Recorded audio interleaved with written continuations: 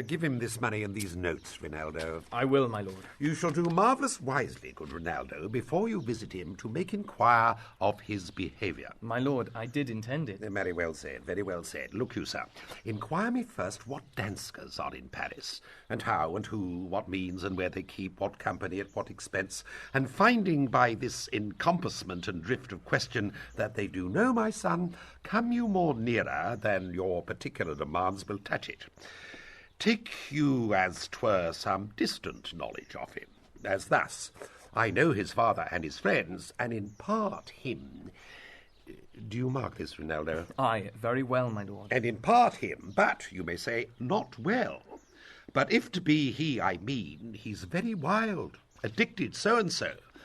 And there put on him what forgeries you please. Marry, none so rank as may dishonour him, take heed of that.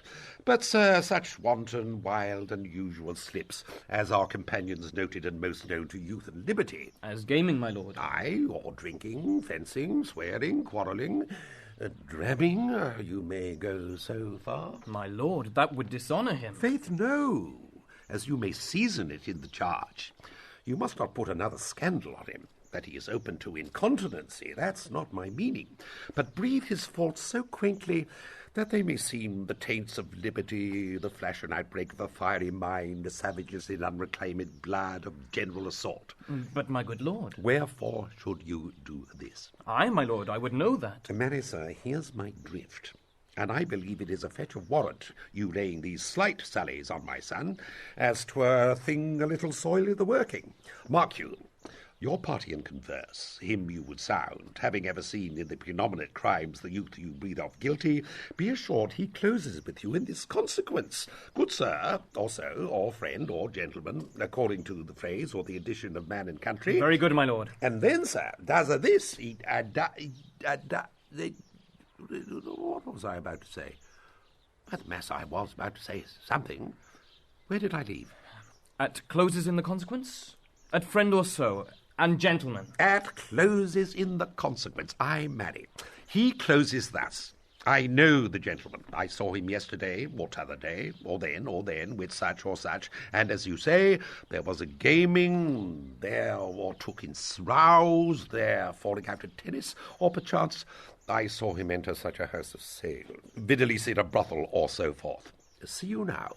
Your bait of falsehood takes this carp of truth, and thus do we of wisdom and of reach, with windlasses and with the says of bias, by indirections find directions out.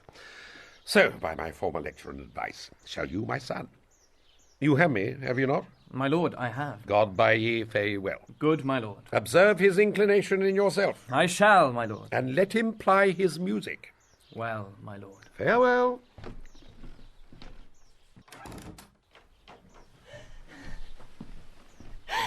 Oh, now, Ophelia, what's the matter? Oh, my lord, I've been so affrighted. With what in the name of God? My lord, as I was sewing in my closet, Lord Hamlet, with his doublet all unbraced, no hat upon his head, his stockings fouled, ungartered and down-jived to his ankle, pale as his shirt, his knees knocking each other, and with a look so piteous in purport, as if he had been loosed out of hell. To speak of horrors, he comes before me. Mad for thy love? My lord, I do not know, but truly I do fear it. What said he? He took me by the wrist and held me hard. Then goes he to the length of all his arm, and with his other hand thus o'er his brow he falls, to such perusal of my face as would draw it. Long stayed he so.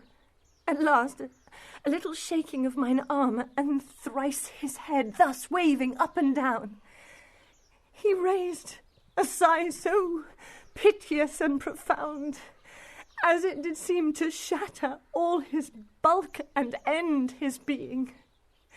That done, he lets me go, and with his head over his shoulder turned, he seemed to find his way without his eyes, for out of doors he went without their helps, and to the last bended their light on me. Come, go with me. I will go seek the king. This is the very ecstasy of love, whose violent property foredoes itself, and leads the will to desperate undertakings as oft as any passion under heaven that does afflict our natures. I am sorry. What, have you given him any hard words of late? No, my good lord, but as you did command, I did repel his letters and denied his access to me. That hath made him mad. I am sorry that with better heed and judgment I had not quoted him. I feared he did but trifle, and meant to rack thee, but beshrew my jealousy. By heaven, it is as proper to our age to cast beyond ourselves in our opinions as it is common for the younger sort to lack discretion. Come, go we to the king. This must be known, which being kept close might move more grief to hide than hate to utter love. Come.